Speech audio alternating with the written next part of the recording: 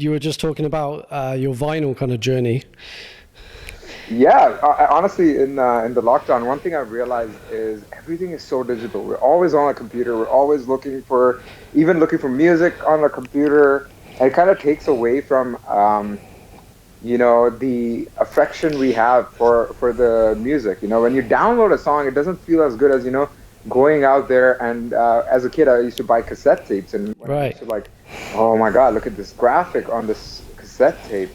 So I really wanted to just have that feeling again. I wanted to have that feeling where I'm more connected to the music rather than just feeling like I'm just downloading another track for my set. It's not, music has become a little bit more of a utility now than it were like that. How good I felt when I just Yeah.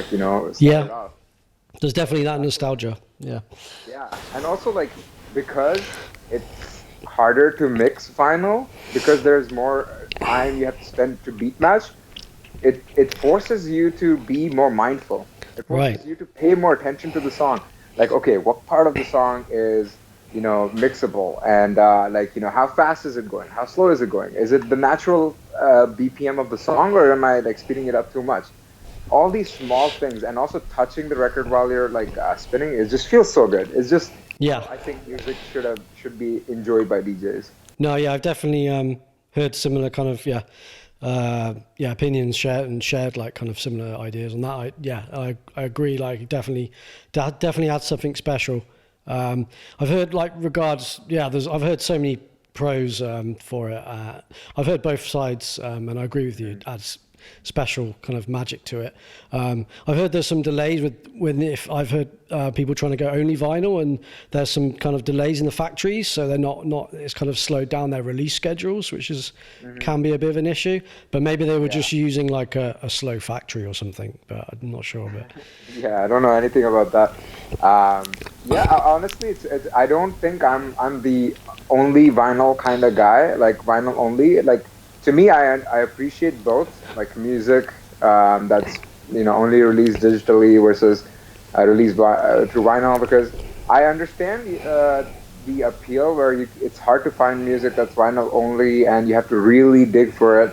But so is finding this producer who has 200 followers on SoundCloud who makes amazing music. there you go, man. Yeah, I was thinking of You gotta dig. You gotta yeah, dig. exactly. I was going to do like a virtual crate digging session on Twitch where I streamed like my process of finding new artists and for DJing their tracks with and things like this. Yeah. Yeah, I was thinking that's exactly. It's quite similar when you're looking online, uh, both vinyl and digital. There's definitely the choice is crazy now with the digital. That's another argument I've heard. Is just there's too much. It's overwhelming as well. So Yeah. There's so much music being put out, man. It's insane how much music has been put out like daily. I know like Beatport stats were pretty crazy.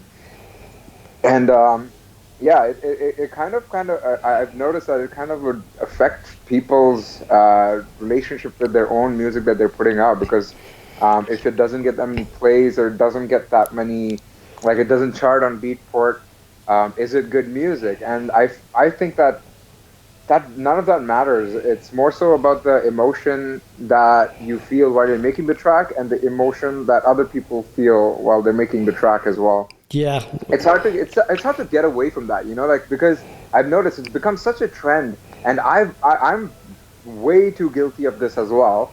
It's just like, okay, my track hit number one on Beatport Deep House. Wow, now I got to share this with everybody. It's all about bragging and stuff, and then I realized, like, oh man, should I be making only tracks like that sound exactly like that, so that I get on the top of the Beatport chart, in order to be successful, or do I keep doing what I want to do? And the real answer is you got to find a balance, because especially if you want to make a career out of it, right. you definitely do have to try to pay attention to what people want to, what people are looking to listen to, but also what keeps you happy. Like, you don't want to feel like it's a chore to make music, because you Yeah, got into music to escape from life, and now you're gonna escape music.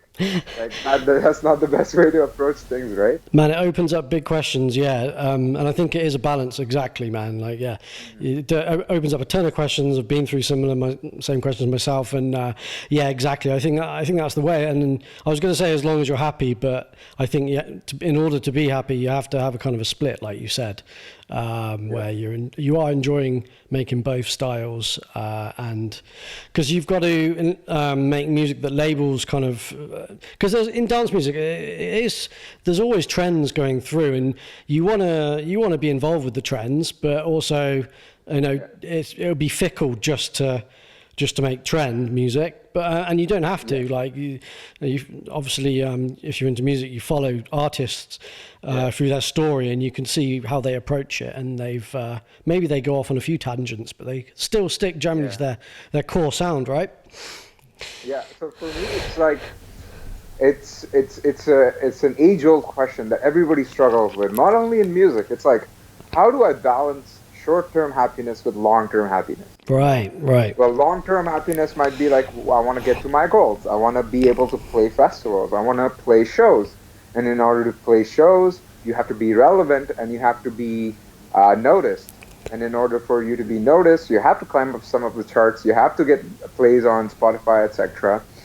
And you have to show people that your music is likable and liked by people, so that people can book you. On the other hand, if you if you only prioritize your long-term goals, what I've noticed is it's gonna just drain your energy to the point that you're gonna go into an existential crisis where you're not happy. You're just not happy right now, you know? Right. And that's what music is all about. It's to make you happy, right? And that's the dichotomy of a career in music is like, you want to make art that is 100% self-expressive, right? But if your art is not necessarily 100% a fit, then you have to also look into the craft side. There's the art side, which is to express yourself, put the emotions, put the chords that you want to put, make the sounds that you want to make, and then there's the craft side, how everything works together in a nightclub. Like, you have to put it in a situation, you know, like, if I'm playing a set in a nightclub, there's certain expectations of what kind of music to expect. And that's where you gotta balance it out. You know, that's where your long-term vision meets your short-term vision on the dance floor. I love this, man. Yeah, I think one of my questions for you was, what's your philosophical approach to kind of music? And I think you kind of just answered it, to be honest. And you can see you thought deep about it. And actually, I probably needed this conversation today. Like sometimes you go through that as an artist, and it's good to hear from a fellow artist, that kind of thing as well. Yeah, man. I've been thinking about it a lot because it's there's always ups and downs and emotions as an artist, and you just have to ride the wave. I think so. Wave of emotions and realize, like, you know, like, it's a decision I made. It's like a relationship, you know. You make a decision to be with somebody, and you decide that. So you're deciding to be with music, and you got to think about, like, what else would you be doing if it wasn't for music, you know? Like, and if you, I can't imagine myself in any other situation than that. That's it. That's what. And if you weren't doing it, you'd probably want to be doing it. So it's just like, just keeps reflecting back. The answer's always there, basically. Yeah. No, I heard a sportsman talk about they started only focusing on the numbers, like their weight and their strength ratios and things, and it became like similar to you said, being happy when you just start looking at the long-term plan all the time. They said the numbers just killed like the magic for them. So just looking at I guess in music could get like this as well, regards to like, because these days being a lot of it online, you can get all these statistics you can pull from views, listens, all this kind of thing. And if you turned it in just a numbers game, it would be a cold world, I think. So. Yeah. Oh, so this is a good segue into like my artistic identity as Crimsen. So the reason I started Crimsen is I realized like colors and music are two really strong ways to affect your emotion. You know, like you look at a painting and the colors in it make you feel a certain way. Same way with music. A song that has certain chords make you feel a certain way, right? So that's why I realized, you know, like everybody is so focused in breaking down things into genres. How about if we break them down into emotions? Right. How we break So that's why I came up with red, green, blue, and yellow. Something I was going to ask you about. Yeah. Yeah, so that's where I had the idea that um, music has helped me through very difficult times in my life, and as a man, it's hard to express your emotions if you're sad.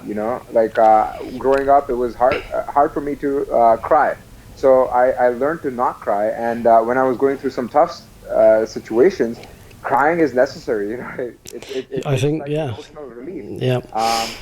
And it was really hard for me to cry because I had internally programmed myself to not cry, even though I wanted to at certain points. And what helped me was really sad music, like finding music that really touched parts of me that allowed me to release that sadness. And then how I went past it was listening to slightly optimistic, calm music. And then when I was in that when I got to that, I started becoming more optimistic. And then I got into happiness. And that's when I started listening to really happy music. And then I wanted to get back into my life and get more energized about getting to my goals and getting stuff done, becoming competitive. And that's where the energetic music came in. Okay. So that's how I classify it. Colors also have the same kind of connection, where blue is generally associated with sadness, green is with hope, yellow with happiness, bright yellow, sunshine, happiness. Mm-hmm. And red with energy, with motivation, with getting things done. And red has always been my personality type. Like I've loved red since I was a kid, and also my personality has always been like, ooh, I want this. I'm gonna dedicate my life towards it. I'm gonna get it done. Like I want it. I have a Yep. goal. I'll set some set the goal and work towards it and take action. Yep. So I wanted people who listen to my music to go through these emotions with me in a set. And I want them to feel all of these emotions rather than just tech house or deep house. Like, Cool. Yeah. Yeah. No, that's what I enjoy about your music, man. It's and a lot of deep house is um, as one of the genres, obviously. Yeah, I've been listening to your sets, and yeah, you take on a journey there with the way you've been playing. So I saw you repost a couple of others sets as well, and I think one was classed as art house. I like that genre. Not heard of art house genre before. I like that, man. But yeah, no, I think it's important to take everyone on a journey as a music lover can appreciate that kind of journey. I think. yeah. In a set and the energy. Yeah, and obviously there's a reason why online talking about sets, there's people who kind of collect them and track ID them because they're obsessed with that journey, like that 1 to 2 to 3 hour set that they've been taken on. It's important, man. Yeah. I identified with the colors as well in your. I saw that if people go to your Instagram profile, they will see those colors, and I checked your descriptions through them all. It was really interesting. Cool, man. Yeah, I think one of the things that I wanted to like show people, as well as I wanted people to understand, is like there are people of different, like people who like certain emotions more than the others, right?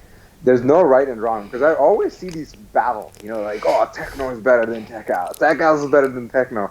It's just different people who enjoy different emotions. Like tech house is generally yellow because it's happy, it's carefree, you're in a party, you're just having fun, you're with your mates, you're just like having a good time, you're bouncing. That's what tech house is generally, right? Techno, if it's on the melodic kind or whatever, it can be more of a really strong red energy. It can be like very. Oh yeah. Like, let's work out together, or let's have a insane energy experience. And on the melodic side, it can be more blue, where it's more sad and emotional and connecting to people. So everybody can enjoy all of this. Like, I think the beauty of music is when you start understanding where to enjoy a certain genre, like what context to enjoy a certain genre, it opens up the world, and now it fits into some part of your day. It will work out as some part of your life. Like it will work in a certain part of your life. Yeah. Yeah.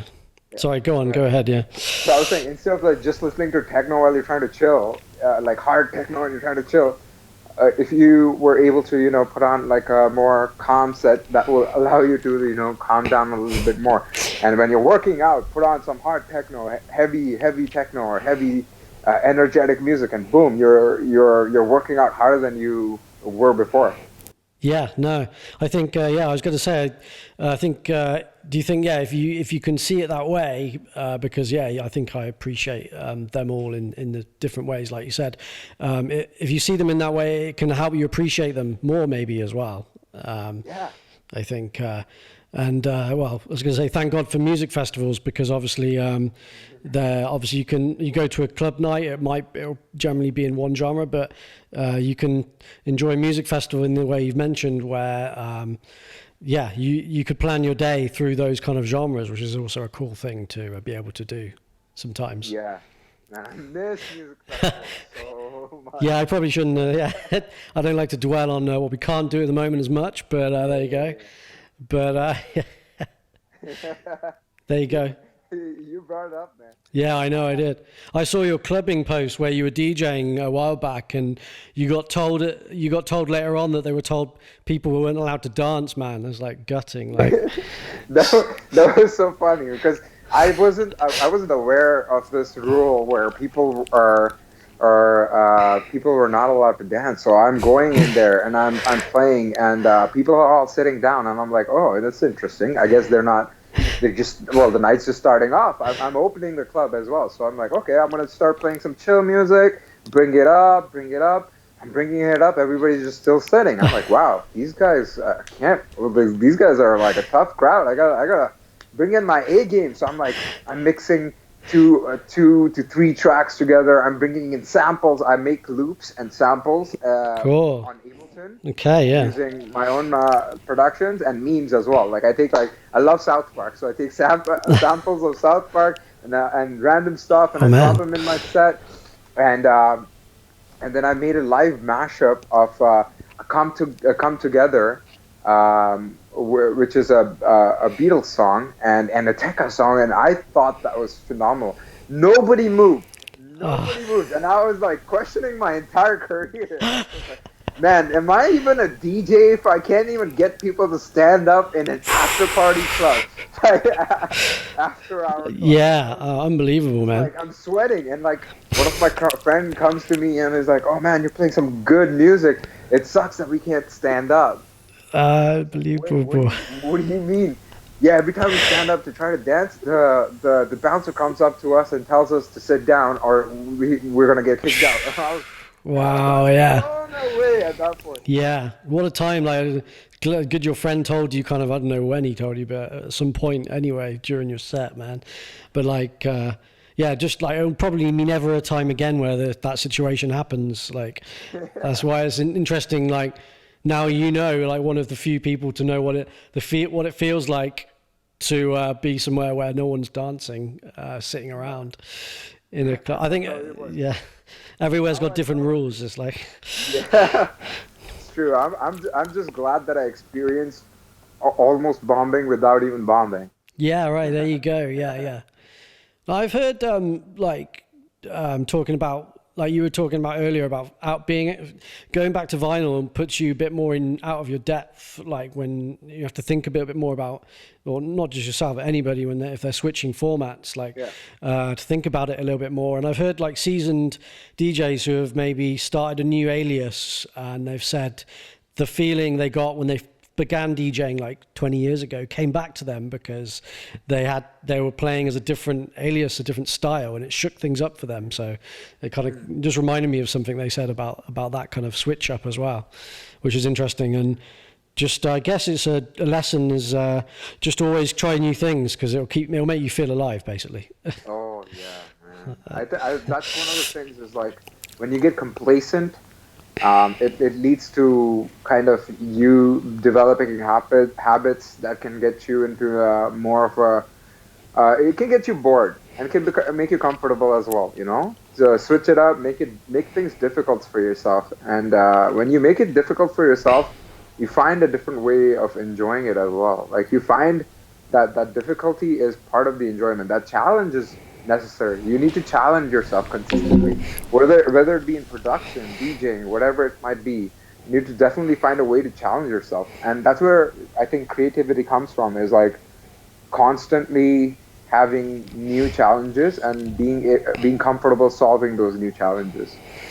Yeah, I think so, man. Like whatever it is, like as a producer, maybe you do like a day of learning some new techniques, or like attacking a new, maybe some you haven't done vocals before. Maybe you start a vocal project or something like that, and you're gonna learn some stuff about yourself like through that as well, aren't you, man? So. Oh, for sure. But you don't want me to sing. You don't want to hear me sing. I'm surprised. I've been speaking to a few producers, and yeah, they said they had mics at home, and they'd actually, I didn't realize, but it was their voice on some stuff. But it was more kind of, if they weren't singing, it was more like effects. But it was interesting, like how many producers were playing around with that. I think I would do that. Make some like dark vocal like lyrics with like Right. control. Yeah. Just put a lot of delay on it. Yeah. Just freak people out. Just scare people. Scare my mom. That's for sure. Yeah, that's it. Some of these ones with the lyrics come in. Think of the track names right now, but they come up with some positive kind of vibe, whatever they're talking about in the lyrics of the track, and it helps bring a song. Sometimes they're just speaking. The voice is just speaking. It's not even singing, right? Yeah, exactly. I know. The new track, "Body Control" by Hudson's 82. It's crazy because you can imagine the dance floor by just and the party vibes just by what the vocals are saying. Yeah, right. Yeah, cool stuff like this. Yeah, what's that track as well? Make Your Transition, and it's about deciding you're looking at your life. Imagine if you're on the dance floor and you're like, and that comes on and it kind of makes you question your life, man. This kind of track, like, make your transition. These people. Yeah. Do you know the track I'm talking about? I think it's like an Injuna Deep like track, but yeah. Anyway. Yeah. I'm pretty sure I know. Cool. Hey, should we talk about your music a little bit? Yeah, for sure. Do you want to talk about?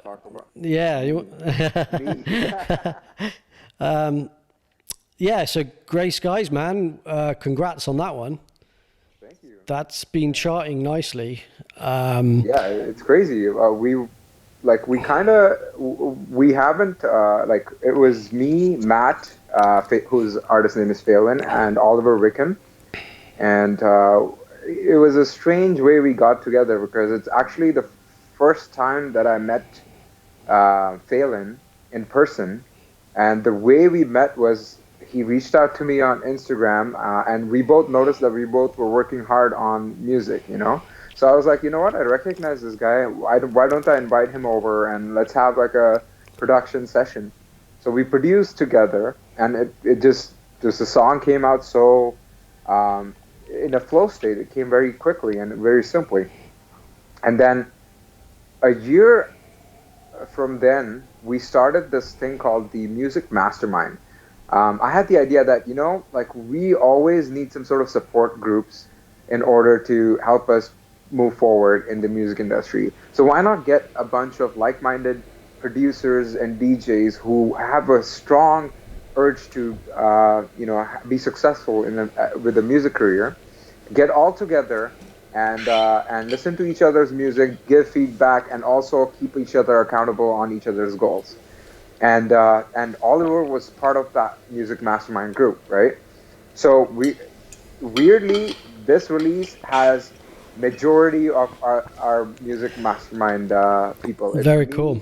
Oliver, Ash did the remix, Ash on Mousetrap, and Phelan's on it too. Jeff, a guitarist who is also part of the Mastermind, was in this one, but you can definitely expect us to have him on a future release as a guitarist. Very cool, man. Yeah, I liked it, and and the remixes are actually very individual, man. Like listening to them all, like Found's hit some beautiful chords. He's like chord guy, man. Like cuts into that track, and you got Gorge now on that.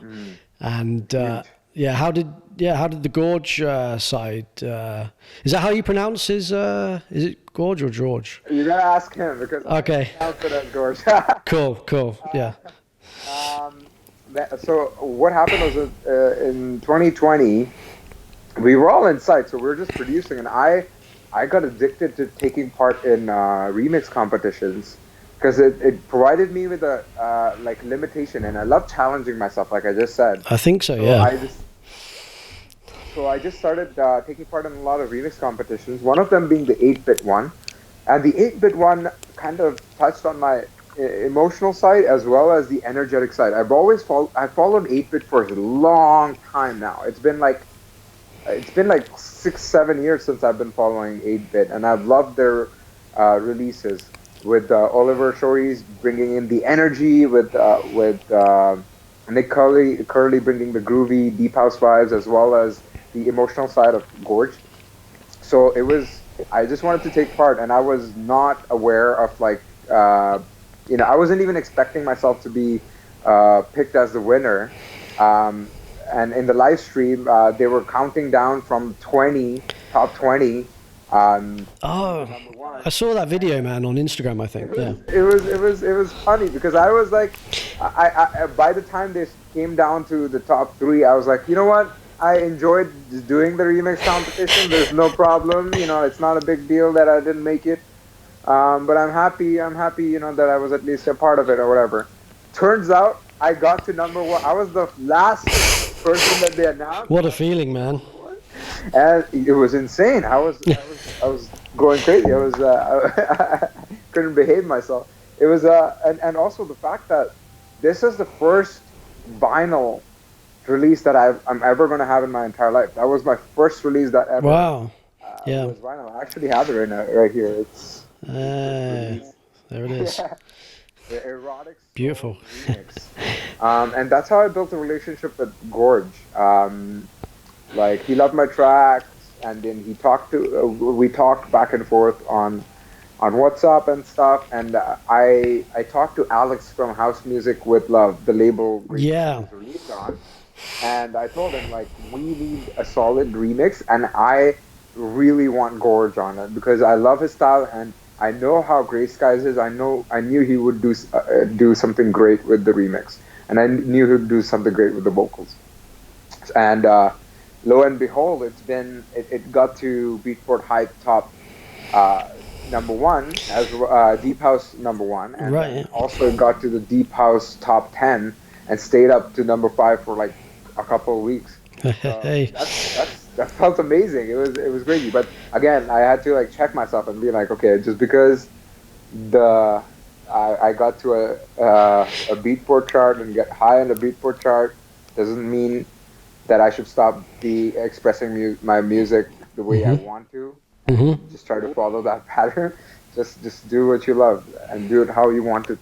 Yeah, cool. Yeah, I think. You touched on quite a few like cool points there. Yeah, just the competitions themselves. I think it makes me want to keep entering them regularly as well. I think they're important, and they allow like the culmination of your skills to every now and again shine a bit more brightly, and then now and again they'll rise right to the top, and you get those opportunities like you've said, and also you like you make a connection with the person putting out the competition. If they've heard it, they like what they hear, and it sounds like that's what happened in this case. You both liked what each was hearing, and it brought you together on that occasion. So yeah. Also, 8-bit guys, I have to give a huge shout out. They're the nicest people. Like I've had correspondences with them, and they're cool. Cool. I can definitely see myself working with them really long term. Yeah. No. Yeah, that's cool. It makes me. Yeah, I look at some of my projects, and I'm like, oh yeah, that remix. I managed to like put that together in 4 days or something, or like a week or something. And I'm like, why can't I do that with some of my other stuff? So like you said, that's actually such a good point because I literally made this song in 1 day. In 1 day, right? That's like the fastest I make songs, So I made it in one day, and the next day I was doing my own mix downs, but I really like shout out to Daniel Dubb, a mixing and mastering engineer from Toronto, who does a great job, and he's had releases with Gorge. So I thought of reaching out to him, and I'm a source of headaches for him because I give him stuff really last minute. I was like, Daniel, I need this by 8 p.m. today. He's like, what? What? Driving those deadlines, man. Exactly. Every remix competition, while I have stress, he has stress. Wow, yeah, that's awesome. Yeah, no, it's definitely a little wake up call when you look at your own timelines on things to adjust, self adjust. But you're gonna make me want to, like, after this call, like, jump online, find some more comps, man. Yeah. Honestly, I think these opportunities were not present like maybe 7, 8 years ago, and so looking at these opportunities to like have a direct entry to be signed to some of the biggest, most reputed labels, it shouldn't be taken for granted. Yeah, yeah. Like you should, these opportunities we are getting because of the whole COVID situation, and I don't know how things might turn out. People will not be at home as much. People might not be checking their demos and their promos and have time to do remix competitions all the time. So really take advantage of these. Yeah, I think thinking about it as well, if you want a label to hear at least one of your tracks, that's the way to do it, because they're guaranteed to listen at least once. Yeah, to that entry, right? Compared to, yeah, like compared to if you're like sending out your mailing list to all your labels, sometimes you can see on the SoundCloud, if you send it by SoundCloud, it doesn't, you're waiting for a play and you're like, well, which one are they going to play? You know, listen, which one are they actually going to listen to? So there you go, it's a guarantee. Exactly. You touched on Toronto a few times, and that's where you're based, right? Yeah, I'm based in Toronto downtown. The city is great. It has its own. It has some really good underground, like a community, and it has. Well, now nothing's going on, but yep. Yeah, even with the cold, people put all their effort towards going to a club in the freezing cold, because it gets really cold here, right? Yeah. Sometimes it gets to -30 and stuff, but like people, they that's awesome. rush clubs in numbers, man. It's amazing. Yeah, that's awesome to see. We don't get quite as cold weather, but we get bad weather, and same thing. People will still get dressed up to go and hit the clubs. What's like Toronto's like kind of relationship with music then, like kind of historically? Is it always embraced like electronic music, and like how many clubs do you have there? Have you had more clubs in the last 10 years? Are you losing super clubs? Because in London, where I'm based, you know, some of the clubs have gone down a bit more. Yeah. Like so. Yeah, man. So, okay, man. Toronto, let me give you a lesson in Toronto's electronic music. I think everyone, I'd love to hear, especially because that's where you're based as well. So it gives a bit of a background. It fleshes out the background from what maybe your influences are as well. So. Yeah, for sure, man. Toronto is a pretty vibrant city. It's one of those like docile cities where people don't hear so much about it, other than Drake. You know, everybody's all about Drake. Right. I mean, I respect him and his musicianship as well, but. Well, Toronto's, I think, I'm not that old, so I don't know everything about Toronto's history, but I can tell you, like, since I've heard from a lot of other people, the big movement started from Footwork, I believe, which was a nightclub where small, parties were held. It was a relatively small-sized club, and people started going to it, and it started, popularizing electronic music in Toronto, and then it became really big, and then consecutively other bigger clubs started forming. There was Government Nightclub, which is a massive four-room club, and it had all sorts of electronic music. I think I saw Danny Tenaglia there. It's great. It was that's when the city was thriving. And then after our spot came up, which everybody loves, Comfort Zone. It was a grimy little underground spot, but it was a place where the priority and everything, the only thing that really mattered was the music. the only thing that really mattered was the music. And then Right. it's like one of those hidden spots that you wouldn't know about unless you are into house music and electronic music and techno. And you know that okay, and you're looking for an after party. It's a grungy little place, but it held its own. Everybody recognizes it. That's where Cool. DJs like Carlo Leo, Nathan Brado came up. That's where they started. They became resident DJs of Comfort Zone, and they made it big. And those are some of the DJs I really look up to, is who are Cool. really repping the Toronto scene. Yeah. Like Nathan Brado, Carlo Leo, Kenny Glasgow. Okay. All these cats, even Greg Gow, all of these cats are really, showing people what Toronto is made of. Awesome. Yeah, no, it's good to hear names like that influence you as well. So Yeah. on that side. After Footwork closed, there was a space where people were looking for places to go, but they didn't have any, and that's where a decent sized club called Coda came up, and it kind of carried the underground scene on its back, really, because there weren't many places where you would find the underground genres of melodic house, melodic techno, deep house, and tech house, all of them, including techno. Sometimes they would be in bigger clubs. Some big artists would be in bigger clubs, but Coda put an effort towards booking artists that might be not so well known, but it would add to the culture of Toronto's electronic scene. So they did it, and right now all these clubs are closed because of lockdown, and they're really struggling. So Yeah. if you're from Toronto, or if you want to support Toronto clubs, please donate to them. I don't know if they have a donation link, but find a way to support them. If anything, just go show them some love on social media. Yeah. Because it's not always a thing. They're not making money, and they were barely making enough money to sustain themselves, because the music industry is very variable. Yeah. It's sometimes you book someone, there's infinite amount of people coming. Sometimes you book someone and there are not many people coming. But you gotta take that chance to show people what good talent is from all over the world. Yep. They take that chance constantly.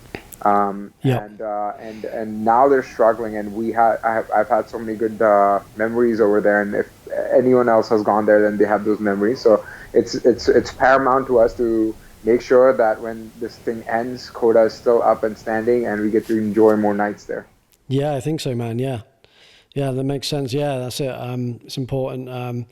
Luckily, the fact, like a city as it is, there's always some kind of, hopefully some space. Like I feel like if they did have to close down, we have a similar thing problem in London at the moment with the funding, that they could find another space at some point that starts off maybe not designed as a nightclub, but could begin as one and then turn into one, like evolve, like you said.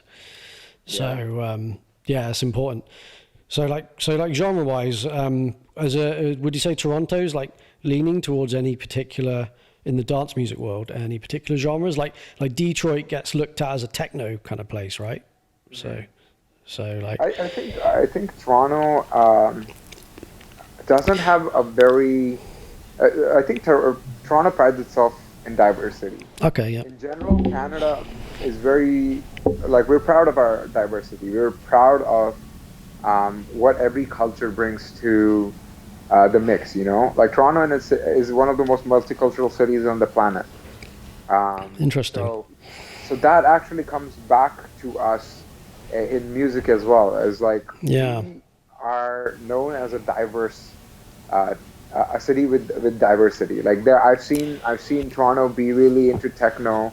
I've seen Toronto be really into tech house. I've seen Toronto be really into deep house, and I think now it's a little bit more into minimal melodic house and all the dream kind of deep house. Oh yeah, those boys, yeah. Like the progressive and the cloudy sounds. A bit tribal, like the Burning Man, I guess. I saw you've been over to Burning Man.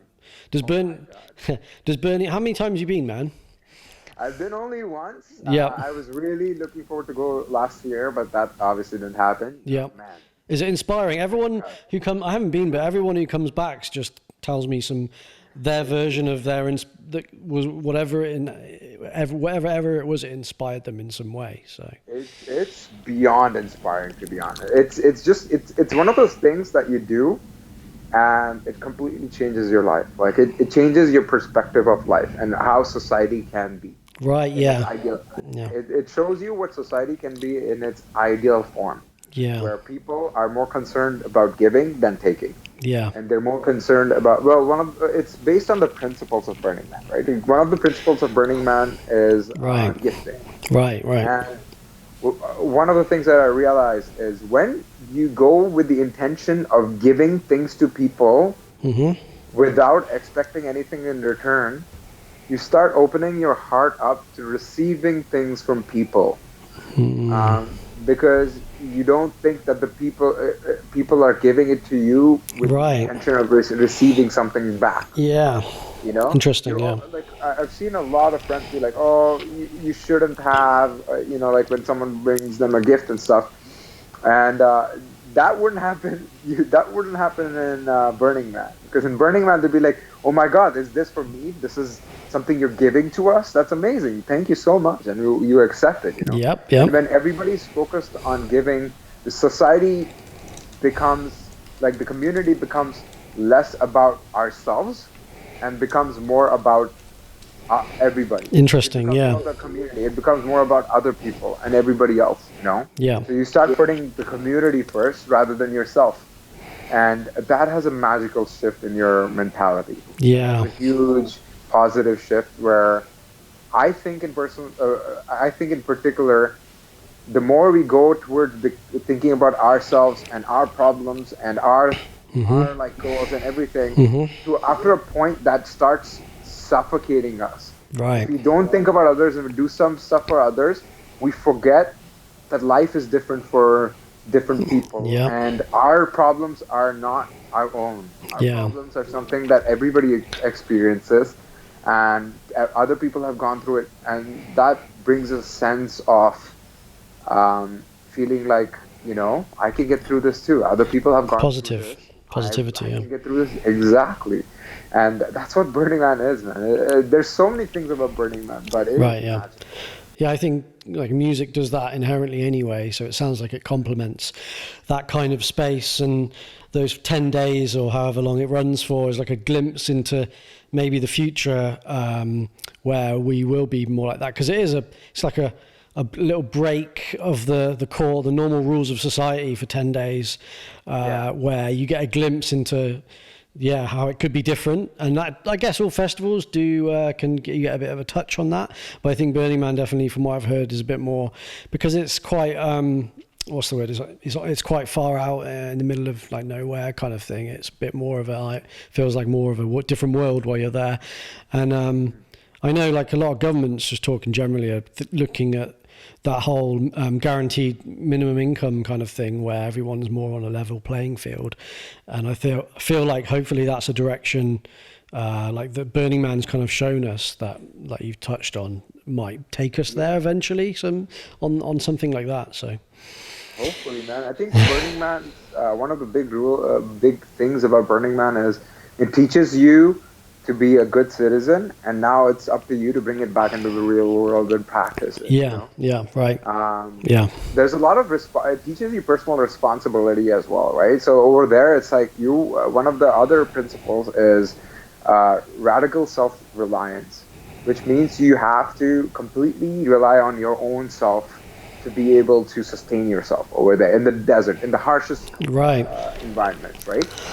And that in itself is also something that we can kind of benefit from if you bring it back here yeah, in society. Society is to like really just have responsibility, take responsibility for your life, and try to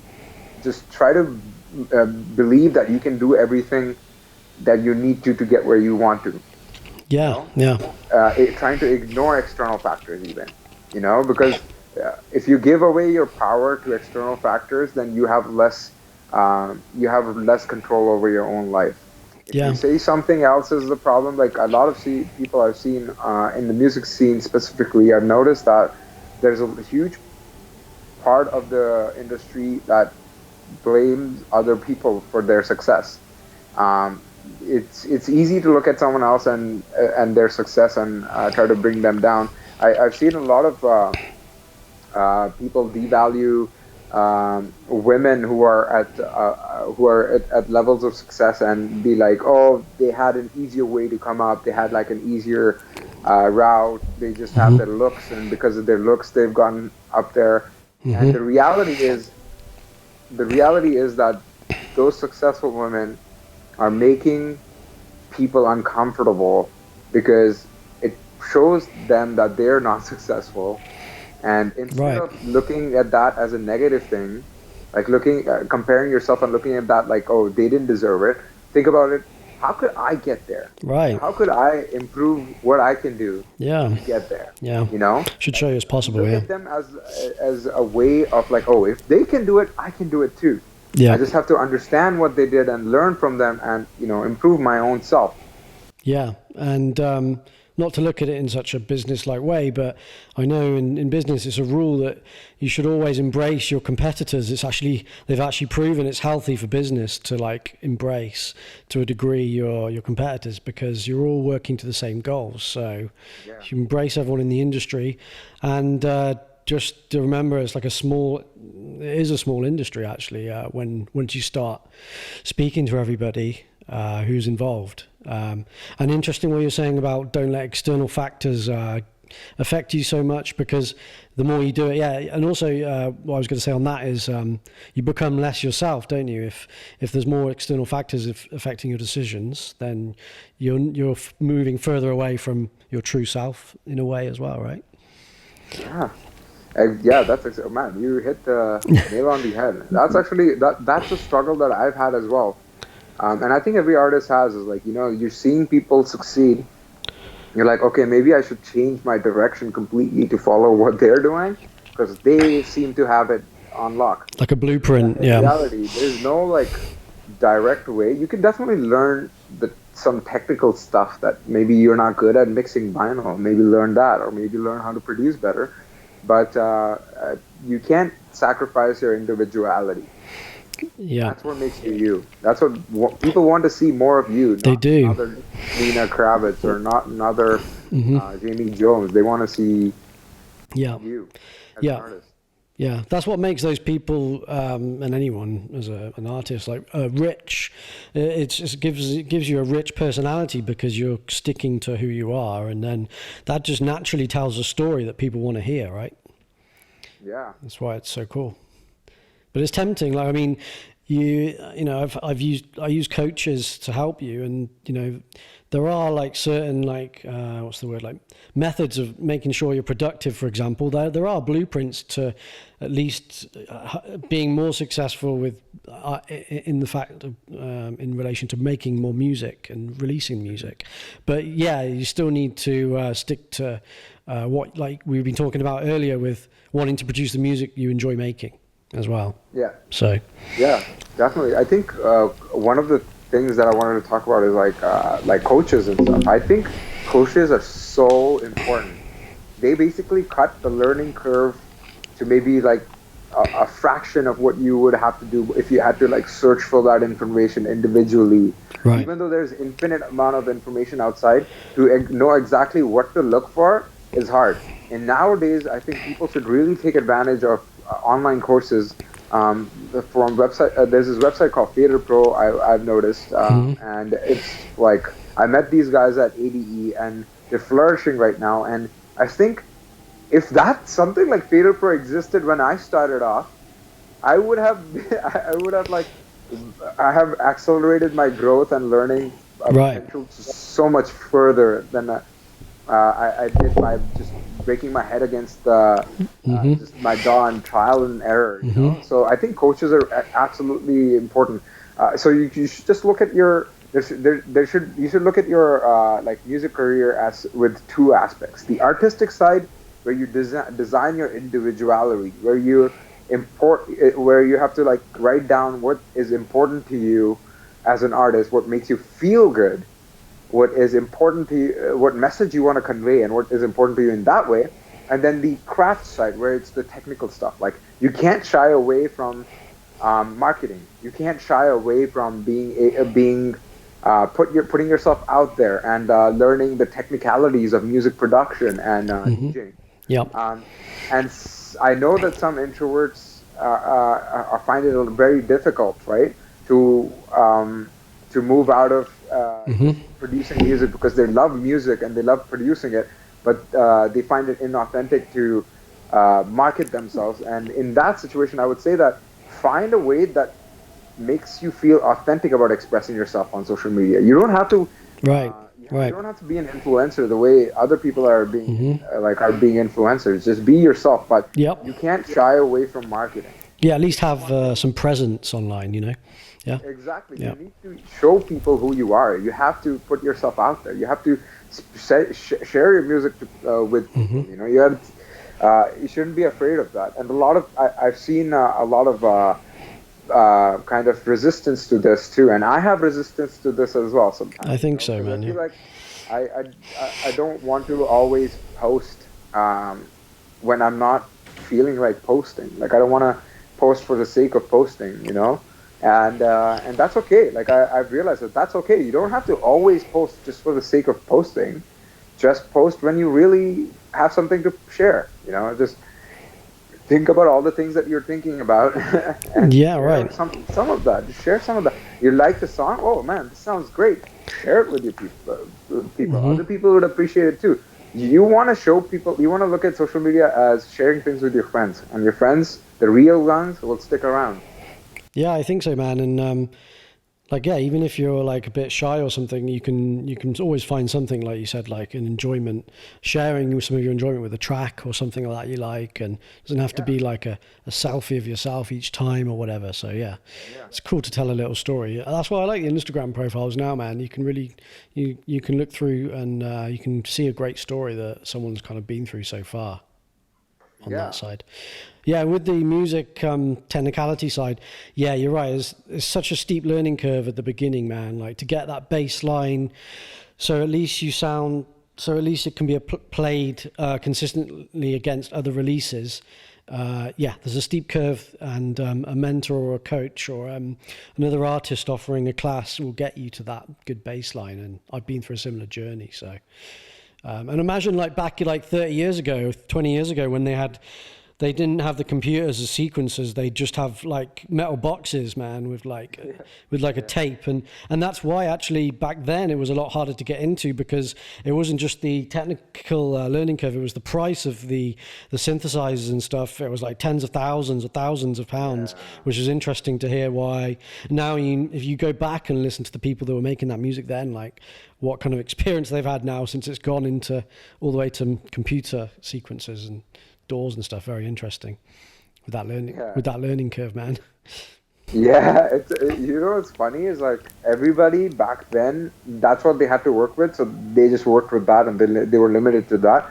Now everybody's trying to replicate that sound. Now everybody's digital, complex. Now they have much better capabilities to make crazier sounds, to make it more high quality, and everybody's trying to make it like vinyl tape. And it's funny how that works. Yeah, I was talking to my producer friend about it, about just art in general, how it always goes back to wanting to get back to how it was originally, maybe in a distressed way or something like this, as in the sound could be just more distressed, like analog, like you talk about. It's interesting. Since we're on production, maybe I wanted to ask you a couple of production questions. Sure. Well, I was going to ask you name your top 5 production tips, but first I just wanted to ask, regards to keeping up to a consistent level of quality in your tracks, could you just talk a little bit about how you'd measure it? Is it all about referencing like another kind of genre or track that you kind of look at? Like, how would you go about? How do you stick to that kind of? How do you hold yourself to a certain level? Like that? Oh, 100%. I am a big advocate for referencing, like making sure that you understand where you are in comparison to other tracks that you want to compete with, because when you're trying to learn and you want consistency, your ears can get tuned to a point for sure. But you need to have that frame of reference, definitely. If you listen to a certain song Yep. just before you produce, it's natural it will influence your Right. production process. So I would stay away from referencing the track till the end when you want to just you want to reference the master or the Interesting. mix down, you know, Yeah. so it doesn't influence your creative process unless you want it to influence your creative process. For example, you want to get signed to a label Yep. and they have a very specific sound, Yep. then maybe listen to the songs before you go into your production session. Yep. That's before. I wouldn't do it while, because then you get out of the flow. Yep. You get out of the flow of just making music and being more authentic. But yeah, references. There's this one plugin that I really love. It's called the Metric AB. It's adapter. It's a great plugin to reference. It allows you to reference things in multiple ways. It allows you to stack the waveforms, so you can see the different waveforms. You can check how two tracks are playing simultaneously and see how their stereo spectrum works together, Cool. and the loudness meters, Yep. everything.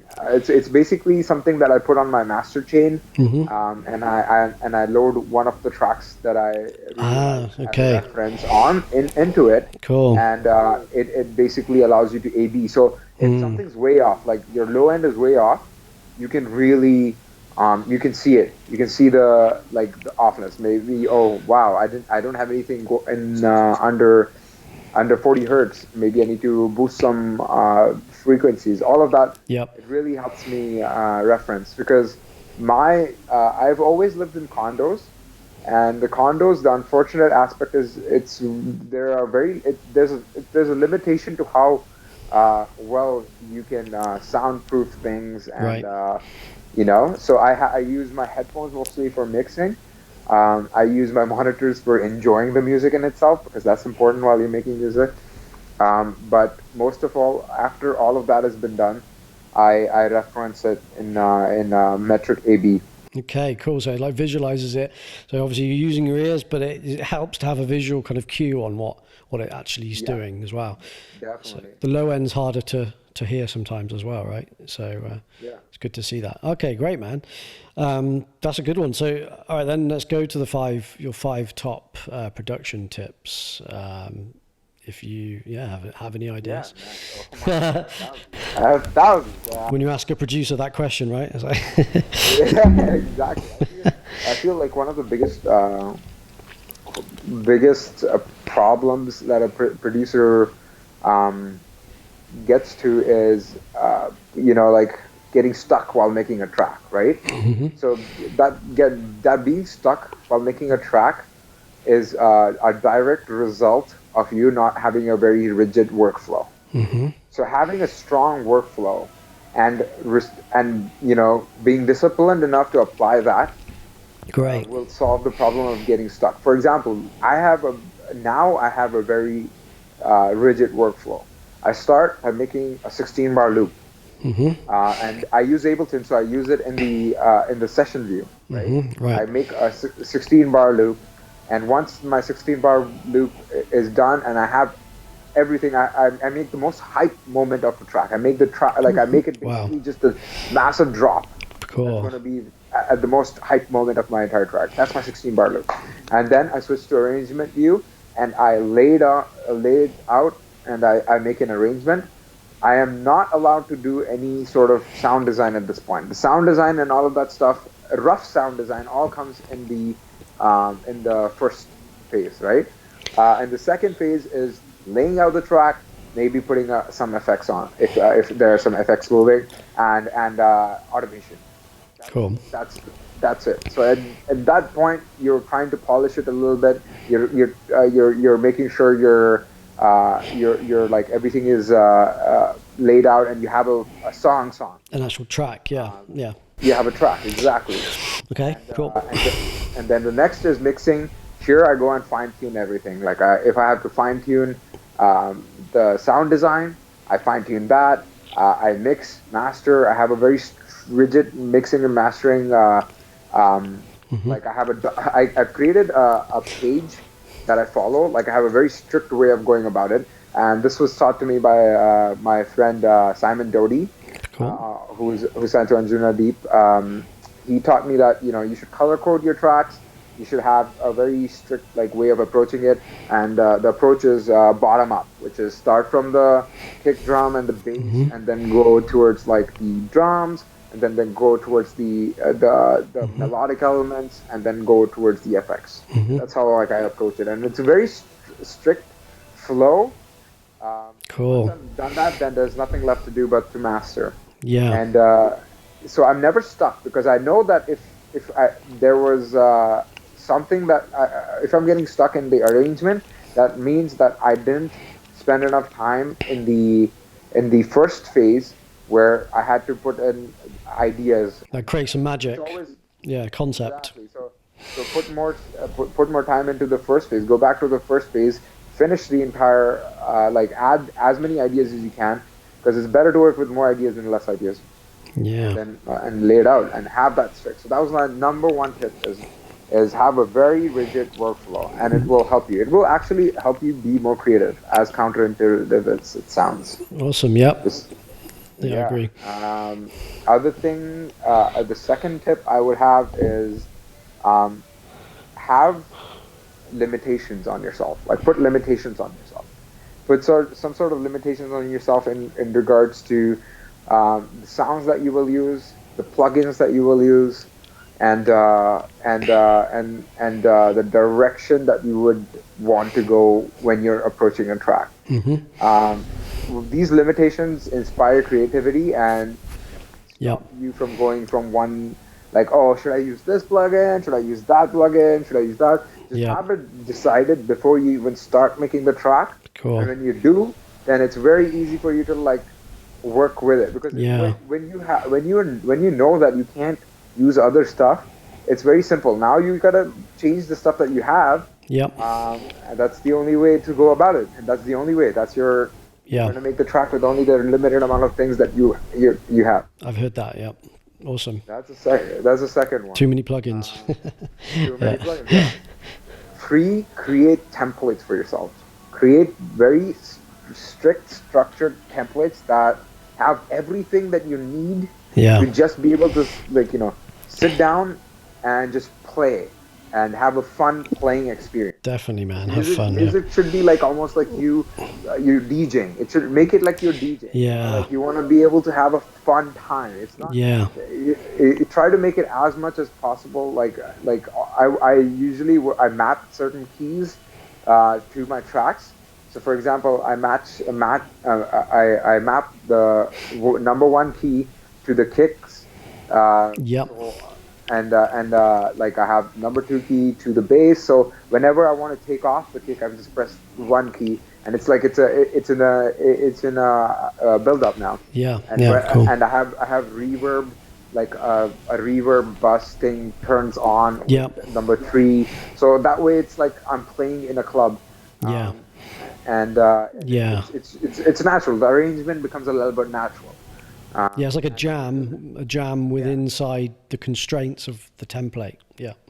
Exactly. Yeah. So have a strong template with mappings and stuff that will allow you to just play rather than get stuck. Yeah. Get your own way. I agree, and it helps with competitions. When we were talking about competitions earlier, you just start with a template and you can kind of that's how you manage to come up with that within a day as well. Like because they have competitions. That's the thing why we were talking about earlier. The competitions have deadlines anyway, so that's why it helps to come in with that. Yeah, awesome. Yeah. Next tip is I would say number 4. I would say have a bunch of send channels, like return channels, that allow you to mix a lot easier. Having like a small room, a hall room, having some delay effects, make it a lot easier for you to mix down a track. And create big moments in a track as well. This kind of ties into the template thing. But the sends are like in itself, it's really important for that. And the last one I would say is try to have a vision of a track. Like try to have a vision of a track before you go into the track. This is not going to happen all the time. You're not going to always know exactly what kind of music you're going to make, and sometimes you just want to play around with it, right? Having a vision and knowing when to do that is it makes your life a lot easier. It makes your life a lot easier when you're sitting down. You have an idea. You're not going to jump around places. You won't make 7 different versions with completely different styles, and mess yourself up and get confused and get lost. Cool. Yeah.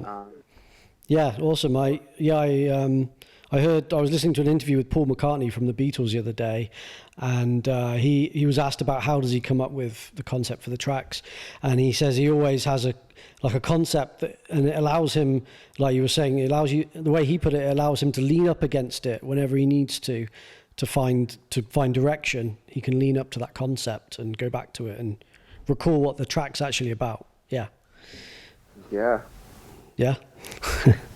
I think most of these tips are based on my personal experience and my struggles in production. When I get stuck a lot, I get to points where I can't navigate, and these all boil down to these 5 tips. Is having some sort of an idea of how you're going to approach production.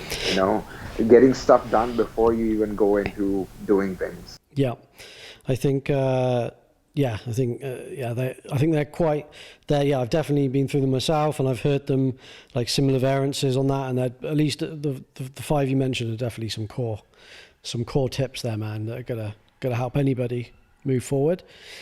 All right, awesome. Well, I got probably ask you one more question.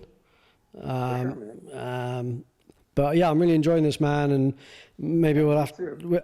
I always come to the end of these interviews, and I've always got so many more questions. But I always say we could always come back and check back in at another time as well. So, 100% down. Yeah, awesome. It was one of the many questions I got is, just are there any other music types that have influenced you, or even if they don't influence you, like music genres, that is, what do you listen to any other styles, like outside of dance at all? Or maybe name like a favorite or something. Yeah. I have a morning routine. Okay, I'll go through the morning routine. Cool. I wake up, I meditate, and I put on some ambient music while I'm meditating, right? Then I work out, and when I work out, I'm listening to metal. I'm listening to like old school new metal, like Limp Bizkit. I'm listening to Rage Against the Machine, anything that will pump me up and make me like dance like crazy. And then I also have my alarm is One Giant Leap, My Culture, and I listen to like Robbie Williams when I'm waking up. There you go, man. It's all over the place. I love like music, and I love the nostalgia factor to it. So what I used to enjoy before, I can still enjoy as much as I did. Yeah. Okay. Cool. Okay. Awesome. Yeah, I'm really into like indie bands and like some like more of the electronic-y ones, because they're really creative with their synth use. Like some of the synth wave and shoegaze is another genre, and they're interesting. I've never heard of that. That's a cool one, shoegaze, because they got the name from they're using so many effects pedals when they're on stage. It looks like they're just gazing at their shoes, because they've always got all the FX to play, man. That's hilarious. Yeah. Shoegaze. Yeah. I think I heard that a journalist branded it that, and they got a bit offended. The musicians got a bit offended. That's what it got classed as. But it is true. I mean, some of the shoegaze and there's Dreamwave as well, and all that stuff. They really have some cool inspiring synth breakdowns and presets, man, and stuff. Now I'm gonna start a new genre called the CDJ browser gaze. Yeah, right. There's a name for DJs. Yeah, what's that? The name for the DJs who look at if they're on the laptop, they look at their screen too much. I can't remember the name is now, but yeah, there was a name for that. I didn't even know there was a. We should make it a genre, man. I think we're gonna start it. We're the pioneers of the CDJ browser gaze. Right. Yeah, it's just like I kind of love and hate genres labeling as well, because sometimes it's like it's not good to label everything, and then other times it's amazing when you hear like a new genre that I didn't even know about. So Yeah, exactly. I'm gonna check out shoegaze, man. That's cool. yeah, it's like it's a deep hole, man. You'll enjoy. Check it out. Dreamwave, synthwave, and they're all independents, right? So they can do what the hell they like, and they sure do with their synthesizers. It's interesting, man. All right, Crimsen Man. Well, before we wrap up, is there anything you want to shout out about future projects, tracks and projects, EPs, tracks to watch out for, up and coming or currently?